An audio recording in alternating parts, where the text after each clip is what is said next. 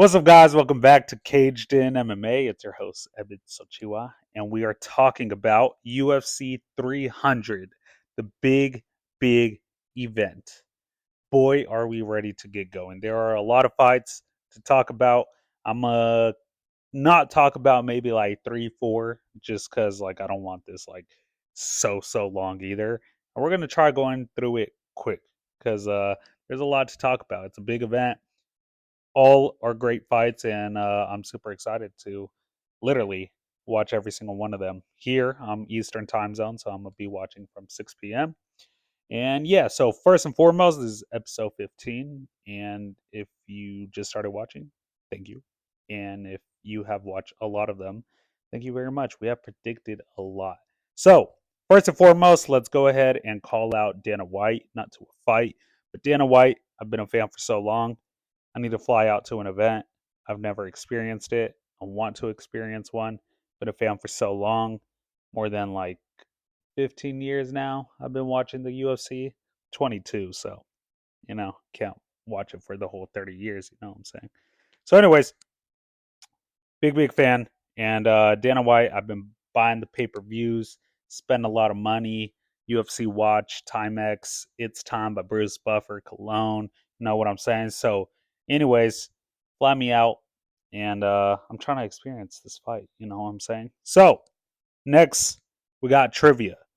If you're new to this, then we typically just ask three questions, see if you could get it. If you get it wrong, well, keep it up, bro. If you get it right, good job. Give yourself a pat on the back. So, first question: how many pound for pound ranked fighters are on the card? I'll give you like 5 seconds to answer it. There are 7 pound for pound ranked fighters. And we'll go more in depth about it. Like I said, I kind of want to hurry it up. You know what I'm saying? So, second question: how many wins does Charles Oliveira have? There's actually a guy in this roster still who has more wins than Oliveira, but you know, kind of want to throw in Oliveira in there because he's my favorite. I shouldn't be biased, but I like Sarukian. Anyways, Charles Oliveira has 34 wins. We'll get into his losses and stuff like that when we get to him, but yes, sir. Now, what year did Alex Pereira make his debut in the UFC? Not like kickboxing or none of that stuff. What year did he make his UFC debut? And the year is 2021. He's only been in this game for 3 years. He got the middleweight championship belt. He's now the light heavyweight champion. And he did it, in Glory Kickboxing. He accomplished that middleweight and light heavyweight title. So, yeah, now he's doing it in the UFC, and it's crazy. So, let's go ahead and get started. Like I said, these fights are going to be crazy. So, opening it up with the prelims, we got Cody Garbrandt versus Davison Figueiredo. We got Cody Garbrandt. He's been in the game for a long time, and he's 14-5. He has 11 knockout wins, 8 first round finishes. Now he did just beat Kelleher. He's beat people like Asuncio, Cruz, Almeida. It's funny because Asuncio, like Asuncio MMA, he has his gym here in Georgia. But yeah, it's like that was actually when he came back was a crazy knockout that kind of got him back into that like fame and stuff like that, highlight reels and everything like that. He kind of had fell off for a bit, but then he beat Asuncio and then got that good knockout win. So, anyways, shout out to him, I guess. But yeah, Cody Garbrandt, he's been in the game for so long. He's fought top fighters. Unfortunately, he lost to like TJ Dillashaw, etc. But which were crazy fights. I remember watching those fights. But yeah, so next we got Davison Figueiredo. He's 22-3-1. He has 9 knockout wins, 8 submission wins, and 11 first round finishes. This guy has a stacked record in his division. He's beat people like Font, Moreno. He beat him once. Obviously, lost to him the other few times. Draw and then won a couple times, and then lost to Moreno, or beat Moreno once, lost to him twice, etc. Anyways, he fought Moreno a lot. He's beat Alex Perez, Benavides twice, Tim Elliott, Pantoja, the current champ. So yeah, man, like he's definitely, you know, up there and stuff, and it's crazy. Like his record is definitely crazy. I remember before, no, after he fought Benavides, I was like, this guy's gonna be the champ. He's gonna reign for a long time and stuff like that. Brandon Moreno obviously was still like in the talks and works and all that stuff, and obviously them two going at it, it was crazy. So then Pantoja came back. He's beat Moreno already like three times. But yeah, man, it's crazy. So Figueredo, he's beast. I feel like I should make picks this time. I'm gonna go ahead, UFC 300, change it up as I talk. So I'll give you my picks, and we'll see if I get it right or wrong. You know what I'm saying? So between Cody Garbrandt and Davison Figueredo, I have Davison Figueredo winning this fight. So let me know if you agree. Let me know your predictions, and we'll go from there. So next, we got Bobby Green versus Jim Miller. These two are dogs. Like honestly, this could be I would say like a performance of the night. I don't have it as fight of the night. You'll see who I have as fight of the night. But we got Bobby Green versus Jim Miller. Bobby Green, he is 31, 15, and 1. He has 11 knockout wins, 9 submission wins, 11 first round finishes. Now, he's beat Dawson, Ferguson, Ilya Quinta, but, he's lost to people like Dober, and which was a very close fight. I remember watching that fight.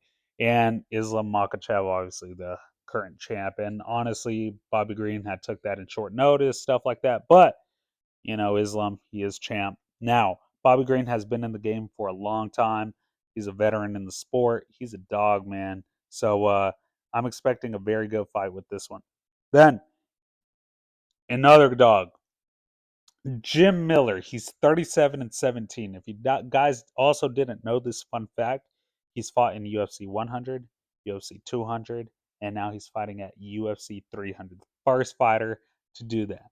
So, which obviously, he's going to be the only fighter to do that because there's no more firsts, I guess, after this. So, anyways, fought 100, 200, 300, and we'll see if he fights at 400. He said, if bonuses are 400,000, he's going to come back. You know what I'm saying? So, it's crazy. This guy has also had a very long career.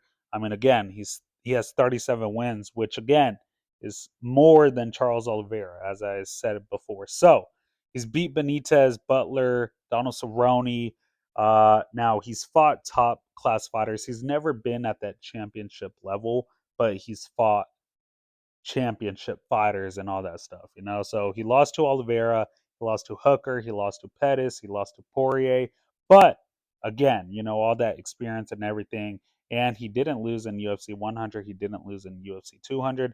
So because of this, honestly, I'm just being biased because, like, I kind of want him to like be the only fighter to be 100, 200, and 300, and also win those three. That'd be dope. But I'm hoping these guys also get the $300,000 bonus because they're dogs, veterans in the sport, both of them. I like Bobby Green. I've always been a fan of Bobby Green. Honestly, it's his character, his like hood self. I like that. So but anyways, like yeah, them two going at it, man, I it's going to be a good fight. But in this fight, I am going Jim Miller. Uh, if I were to put like money on it, like legit money, etc., I may put more on Bobby Green. But again, like I'm going for Jim Miller. So we'll do that. Again, both are great. Both are great fighters. They're both good, fought veterans. They're not championship level, I believe, but they're kind of just those active fighters who you kind of love watching, people like Stephen Wonderboy, for example, things like that. But anyways, we'll go from there. Now, we are skipping a few fights, like I said. So we're going to go, those are early prelims. We're going to go into the prelims now. So we got Calvin Kattar versus Aljamain Sterling. Kattar is 23 and 7, 11 knockouts, 2 submission wins, and 10 first round finishes. Now, even though Cater has lost to people like Allen, Emmett, Holloway.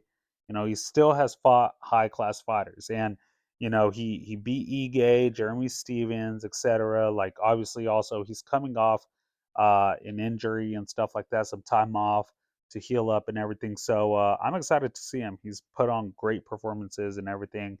And yeah, dude, like this whole card, it's gonna be action packed. Like a lot of these fighters are. I think it was like four of the top bonus performers and stuff like that. People who get bonuses are on this fight card. So like again, Charles Oliveira, Justin Gaethje, Max Holloway.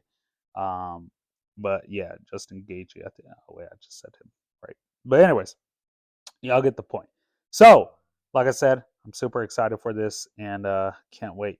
So, Sterling, Aljamain Sterling, obviously former champ. He's 23-4. He has 3 knockout wins, 8 submission wins.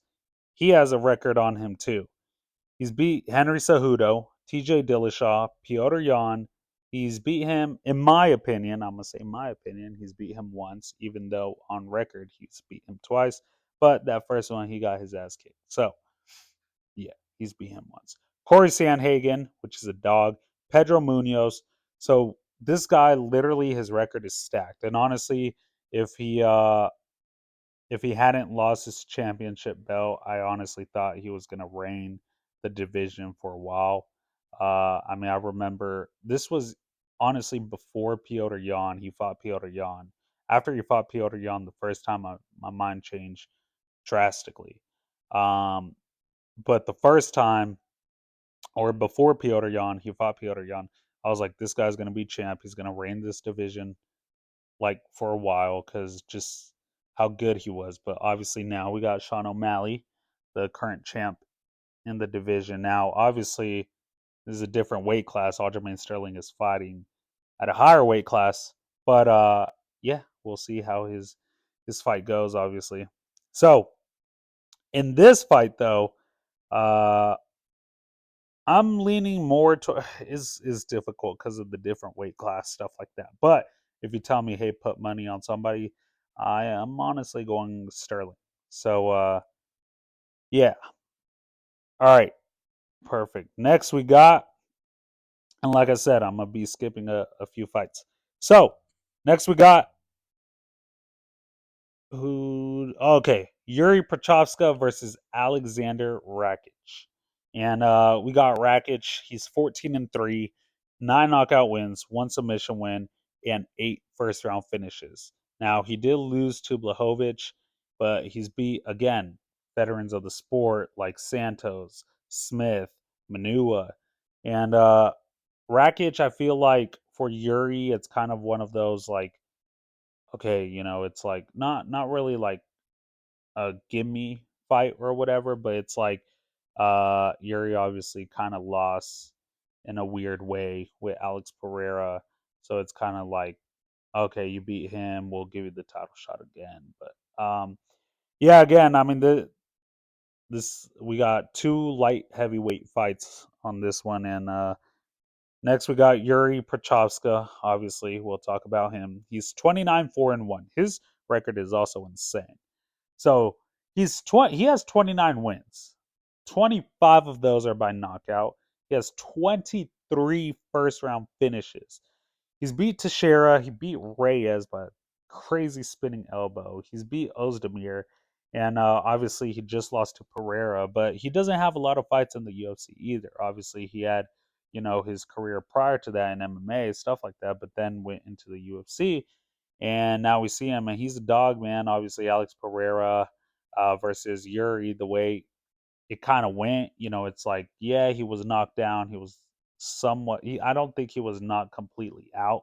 I think, he could have recovered, but yeah, I'm pretty sure they're going to try to, whether Yuri, even if Yuri wins and Alex loses, I think they'll still go against each other.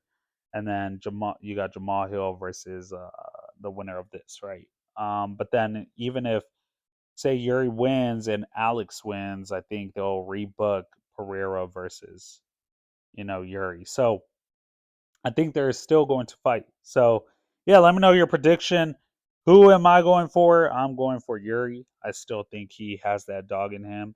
Obviously, when it comes to like losses and stuff, once a fighter loses, especially by knockout, they're more hesitant in coming in. They're more hesitant in like, just being vulnerable, putting themselves vulnerable because, it's like you don't think you'll ever get knocked out. You know what I'm saying? So we'll see how Yuri changes his game plan, how he fights him, stuff like that. But if I got money, I got it on Yuri.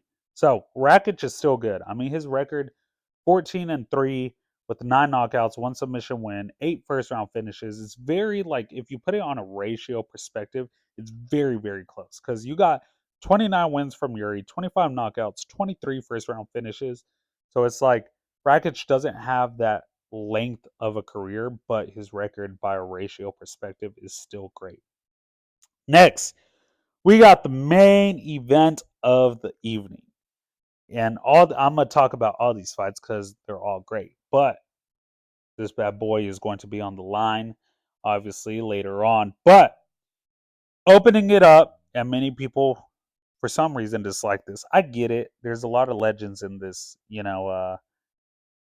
on this card, and for Bo Nickel and Cody Brundage to like, basically open it up. It's kind of like they should have been the first fight because they're, Bo Nickel is coming up and stuff like that. And Cody Brundage, I don't even think he's a ranked fighter, or he's like top 15.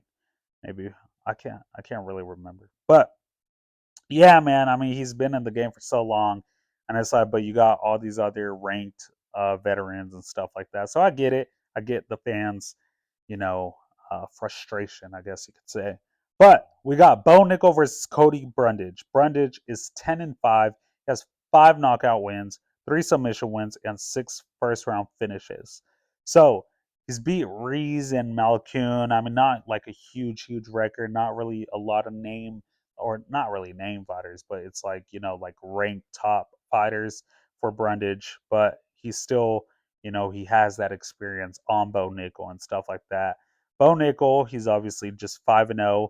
He has 2 knockout wins, 3 submission wins, and 5 first round finishes. Literally every single fight he's fought in his MMA career, he has finished in the first round. He's new to the MMA sport, but obviously has been a top level wrestler most of his life and stuff like that. I mean, he's literally an elite wrestler. I don't think there's a better wrestler right now in the division against him. Even right now as an active fighter, who else? I mean, you got Islam, but he's mainly honestly. If you put Bo Nickel and Islam, nah, Bo Nickel, in my opinion, would win. So, uh, and again, I mean, this is just a wrestling perspective, right? So, Bo Nickel also doesn't have like a huge, huge record. Again, he just started his MMA career and just recently started with the UFC. So he's just beat he beat Woodburn, he beat Pickett, but now after this fight, if he wins, I believe they're gonna finally give him like a who would be good, especially on the division, Hamzat Chimaev. He's fighting Whitaker, which is a huge jump, but he's also number 11. So if they would have waited maybe a bit, but I get it. I get it. They're trying to, Hamzat's kind of on that train, especially as you go up, Bo Nickel versus, Hamzat, that'd be great. With Bo Nickel, maybe another top 15 and then go to top 10 and even top 10. You got like Marvin Vittori, stuff like that. So those would be good fights. But who am I leaning towards? If I had money, I'm going Bo Nickel. With his performance and everything, his striking is insane. His wrestling is obviously top notch, and his submission game. I mean, come on, again, like he's finished every single fight in the first round, and I think he's gonna be the next great, and I do believe he could be champion. Uh, the toughest fighters obviously the top five in the middleweight division is insane. I mean, you got Jerkis Duplessis, Sean Strickland, Israel Adesanya, Robert Whitaker. Like that division's stacked. So I can't wait for the future, honestly. So next we got yes sir, Charles Oliveira versus Armin Sarukian. Armin is 21-3, 9 knockout wins, 5 submission wins, and 8 first round finishes. He has a decent record, but if we're talking like very well known or well known fighters, etc., on his resume, he's beat people like Dariush, Silva, Ismagulov, but he's lost to people like Gamrot, which Gamrot's a dog, right? And Islam, that was a crazy wrestling match, I guess you could put it. There are scrapples and everything. It was insane. So, yeah, I mean, I'm definitely excited for this fight. I think Armin, obviously, especially against Charles Oliveira's jiu-jitsu and stuff like that. I think even if Armin takes it to the ground, though, I don't think he would want to, because it's like even if he tries to wrestle him, it's kind of like Oliveira's very technical on his back and stuff like that. And he's good with reversals and all that stuff. So we'll see. I'm thinking a striking match here, and both of them are great on their feet. So we next got Charles Oliveira. He's 34-9. Super big veteran in the sport. 10 knockouts, 21 submission wins, which is obviously the most in UFC history. This guy's resume is stacked. And honestly, I'll tell you from like now, he when he got the belt right before, even if he didn't fight Islam, he would go down as the greatest lightweight in the world ever. And because of his resume, because of the people he's beat. Now, if he beats Sarukian and beats Islam, and he retires, he's officially the GOAT of the lightweight division, and he could honestly be up there in the goats in UFC history in general. Obviously, definitely a future Hall of Famer. But let's go ahead and look the people and get into the people he's beat. He's beat Dariush, Justin Gaethje, Dustin Poirier, Michael Chandler, Tony Ferguson, Kevin Lee, Gordon, Lentz. These are, by the way, these are obviously like top fighters. I mean, obviously, Dariush, he just lost to Sarukian, so that's why they made this match. But Dariush, at the time, he was like number two, number one. Justin Gaethje, when he fought him, he was also like number two, number one. When he fought Dustin Poirier, he was also top five. When he fought Michael Chandler, he was also top five. When he would top, I think only when he fought Tony Ferguson, Ferguson was like ranked 3, 4. Still top five. No, actually top five, because he had Ferguson had lost to Gaethje and then fought Oliveira, I believe. So yes, sir. So yeah, honestly, this one's a tough pick, and I'll tell you why. Because Sarukian is big. He has power and everything. And the thing with Charles Oliveira, he gets dropped a lot. Now you see the people who's dropped him, it's literally the heaviest hitters in the division. Now the thing is, all the heaviest hitters are in the top rank, ranking. So it's like Justin Gaethje, Dustin Poirier, it's like Michael Chandler. These guys legit are the most powerful in the division. Now you got Sarukian, who's also a very dangerous, powerful fighter and explosive fighter. So I believe Charles Oliveira might get dropped again, but he tends to recover very well. I don't know. It's either Sarukian by knockout or Charles Oliveira by submission. Those two. I don't think it'll go to distance. I really don't believe it'll go to distance. But let me know your prediction. But if I got money, only because I'm a little biased, I'm going Charles Oliveira. But no, I feel like if I'm on emotion, Charles Oliveira. If I'm on like betting money, like it's like, you need 1,000.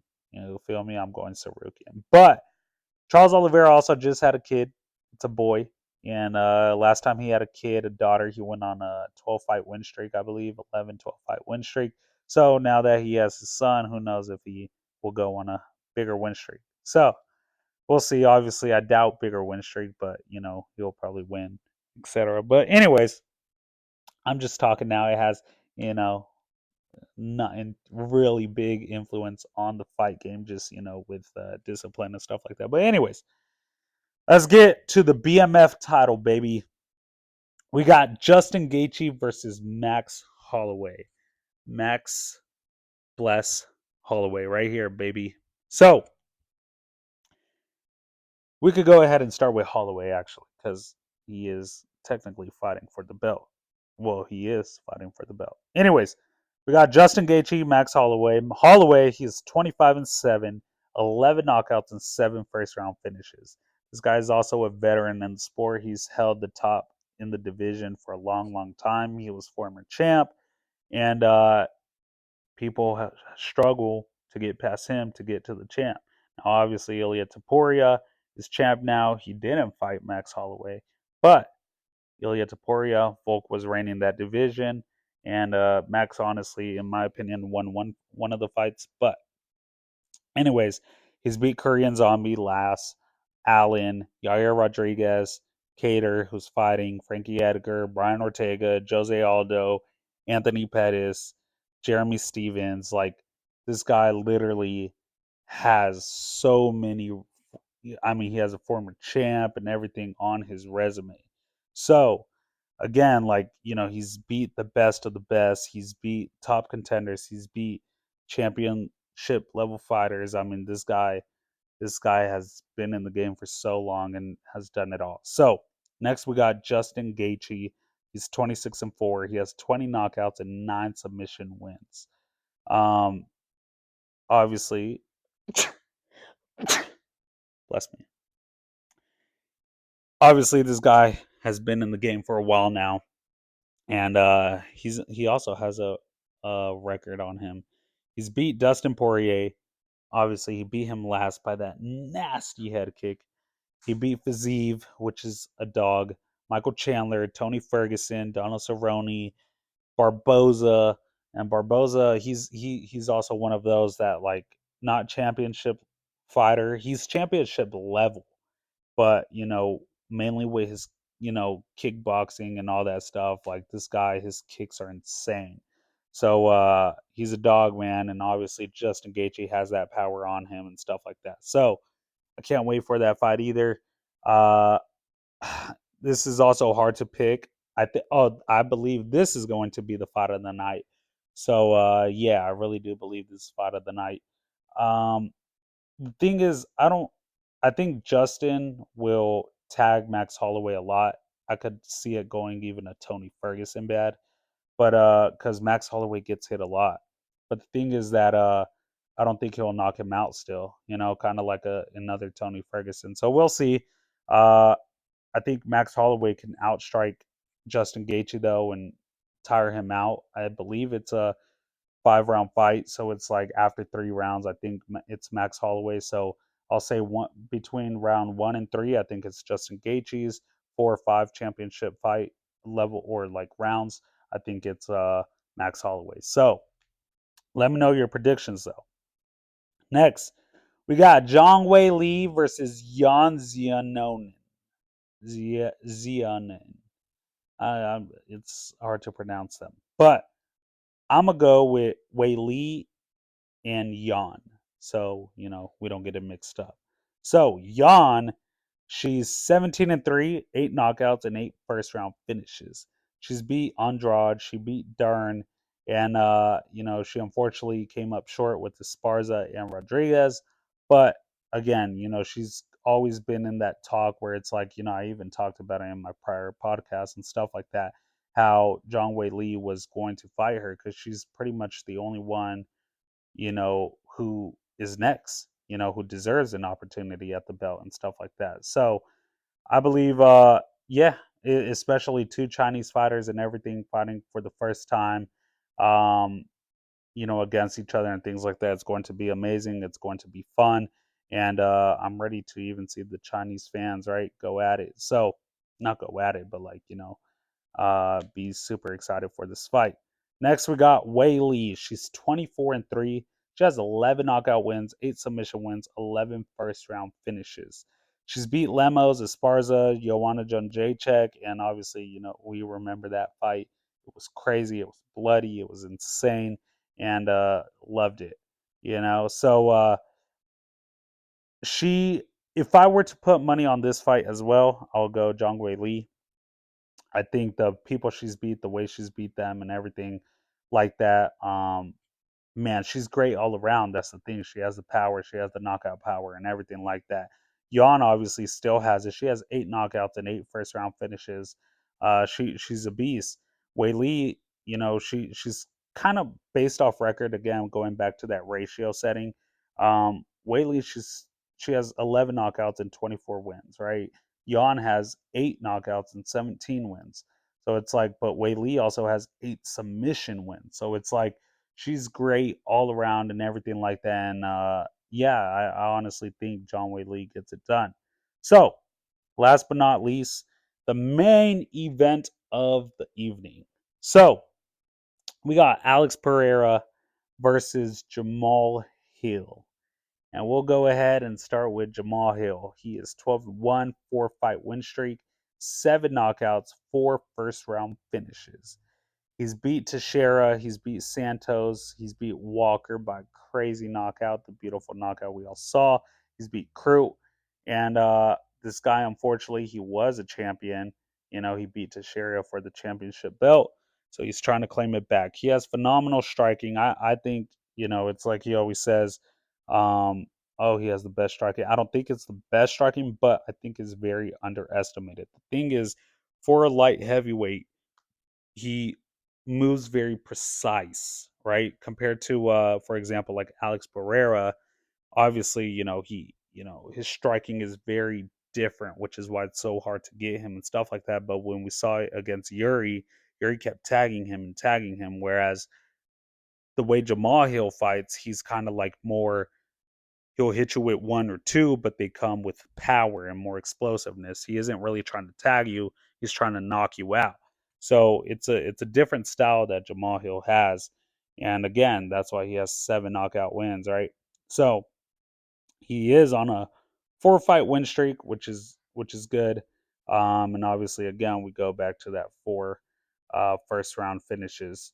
Um, but yeah, it's like we'll see also how he moves on his foot, on his footwork because of his injury and stuff like that. So that's kind of what I'm afraid of. For some reason, not afraid, but it's like I feel like something's gonna happen with his foot during that fight.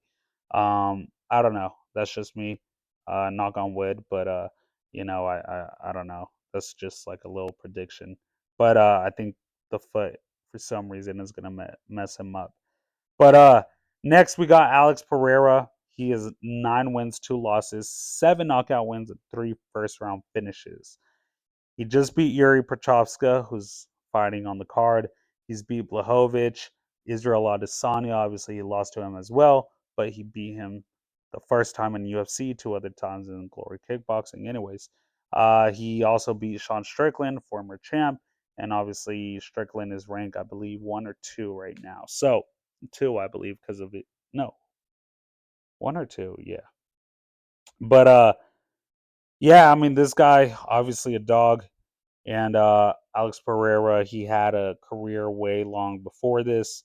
So, he has a lot of fights, a lot of that experience and stuff like that. The way he moves and everything, it's very strange, very different. But, I'm also, and this is a big reason why I think Jamal Hill's ankle might mess up is because Alex Pereira, when he throws the leg kicks and stuff like that, like he's the best at the game in the game at it, and it's like, for some reason I feel like he's gonna go for like a low, kind of like low ankle and stuff like that, and might like just injure it. But hopefully, Jamal Hill is fully healed and stuff like that.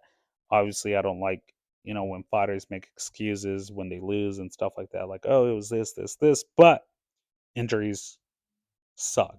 And yeah.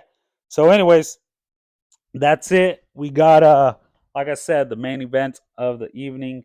And let me know your predictions. I don't think I predicted that one, but I'll tell you guys this. I think it doesn't go to distance, and honestly, if I have money, I'll go Alex Pereira.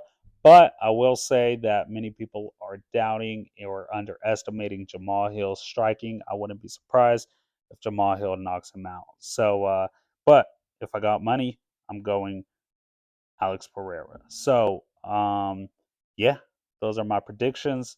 That is my somewhat analysis. I try to hurry it up. I don't know how long this podcast is, but we're about to check. And yeah, I appreciate you guys tuning in. Follow, share, subscribe. And I should probably go post this more out there, stuff like that. But I just do this for fun. I love talking about fights, and honestly keeps me more in tune because I watch videos, watch press conference, all of that stuff. So yeah, it's fun.